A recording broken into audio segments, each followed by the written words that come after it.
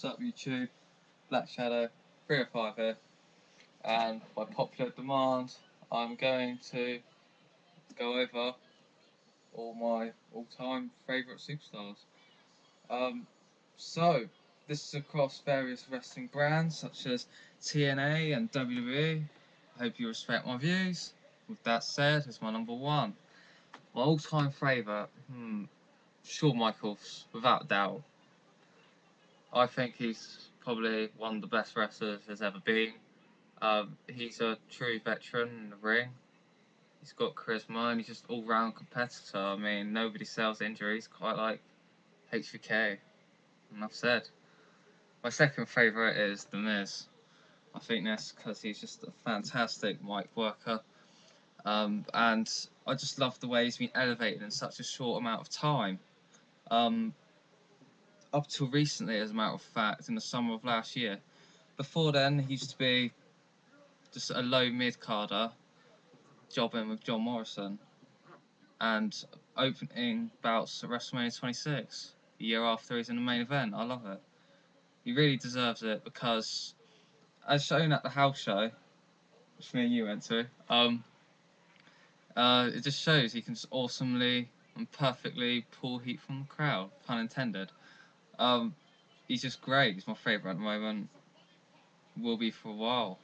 It's pretty cool. Then is Edge. I just think Edge is one of my favourites. He's all round good. He's involved in some pretty good angles, pretty good, just everything on the mic. And shame he's leaving now, but oh well, it was gonna happen one day. Then it was Mr. Anderson, who's in TNA, formerly known as Mr. Kennedy during his run with WWE. It's more of like TNA's Miz, except not as good. Well, I say that, but he's good on the mic, and he's just good to get over as TNA's babyface at the moment. It's just kind of weird for the role, seeing as go around with all this asshole stuff, and it's pretty cool. Just to be different, controversial, good guys. I'd then say Sheamus, just because he's just good at getting across as a top heel. Sheamus, two-time world champion in such a short amount of time, it's great. Which leads on to Y2J, who's also Chris Jericho, also good at getting across as a top heel, even rare cases a face. I liked how he also had charisma, especially in his younger years from WCW and when he went over to WWE. That's pretty cool. I am a Jerichoholic. I'm proud. Um, then say CM Punk. I think that's because of his charisma skills and basically how he interacted with me at the house show, really. He just smiled quite a bit, like Sheamus and The Miz as well. I got them to laugh as well. Shout out Long Live the King to Sheamus, that's pretty cool. And then I got a reaction off him. CM Punk, because, yeah, he just gets over as a good heel. I prefer heels to faces because they're just unique, do lots of stuff, and just flexible in a way. Rather than faces just like cross the road, don't drink, don't do drugs, stuff like that. I'd then say Randy Savage. Ooh, yeah. Enough said. Then I'd say Sergeant Slaughter. I think this because he can just get across as a great heel or face, whatever, and just get over really well with the audience because of that.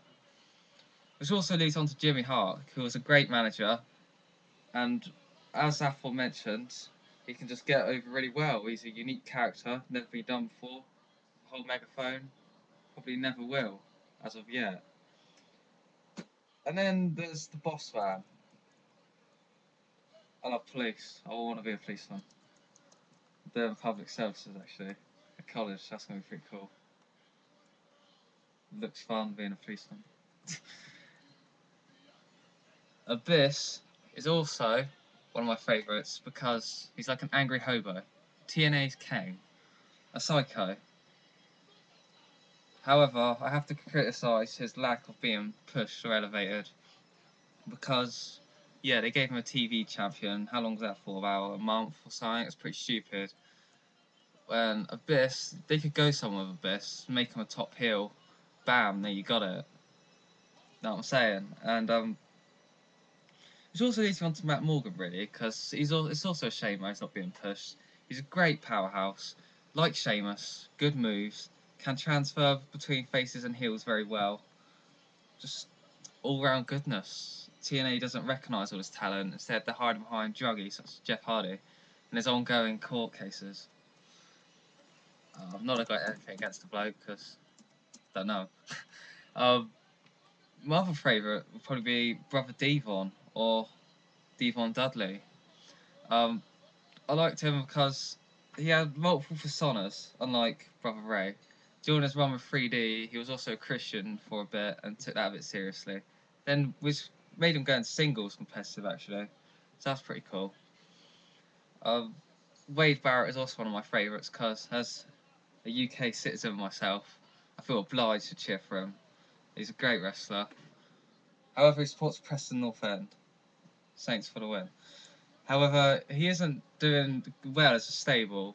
We've seen that with the Nexus. Well, maybe not Nexus because he led that, but the core, especially. It seems to try and elevate all of them, but it isn't really working with all the Apple stuff, as I mentioned in the previous video, and it's just stupid, really. He's better off singles competitor, like his run towards the end of 2010. He's great on the mic, and he can draw heat from the crowd well. Which also leads on to fellow core member Ezekiel Jackson. Just look at him. Enough said. Randy Orton. Okay, this guy nodded at me. That's pretty cool. He's unpredictable and the closest thing to Stone Cold we have nowadays. Orton's pretty cool. He has pretty cool tattoos. He's pretty cool. I don't say Papa Shango, though he hasn't really had a long run many years ago. He's only did it for a couple of years. Then he went to some other company and returned as the Godfather. In case any of you know, the guy holder host. I liked him because he was a voodoo dude, and it was kind of unique in a way. And I also like Psycho Heels because they're just badass. But it's a shame he never got a big push. Evidence for this: WrestleMania 10. He just runs out in the middle of the main event for literally no apparent reason. It's just a hit on the Ultimate Warrior, who also wasn't even in the match. And you just saw like literally 10 minutes of camera time. Fucking stupid. My other favourite is the Pope, D'Angelo Dinero, / Elijah Burke, / Crazy Black Man Pimp Thingy. Same as above, basically. Shame he never got a push because he's good on the mic at times. He has a varied fighting style, mixed between high flying and grappling, even some submission moves as well, which is quite talented for someone like him. He's good at doing promos, however, half the time we do struggle. Me and some other people have found out this, that we just don't know if he's good or bad guy. To be honest, I still don't know. Well. Finally, Cena. I know you're going to say, recently, in the past 3 hours, he's growing on me, as you can see. I like how he was unique rapping, and as much as we hate him, yeah, I was a former Cena hater, and a Cena fan. I just find him a great all-round asset to the company. I mean, without him, they can't milk money as well. He gets across the main character role better than probably anybody else ever would if they were given the role. However, I would say sometimes he takes things too far, leading to him being very annoying every Raw opener, a bit like Teddy Long. And for that reason, basically, yeah, I dislike how an angle, such as The Rock one recently, he started the feud outside the organisation. But despite this, he makes the crowd believe he is always in the right. Therefore, people are forced to cheer for him because he is the poster child of WWE. Please on to my top 3 females. Velvet Sky from TNA, Caitlyn for WWE, but we haven't really seen much of her, and Kelly. All because they're athletic and fit. That's basically how I roll. They're my top few favourites. Thank you for watching.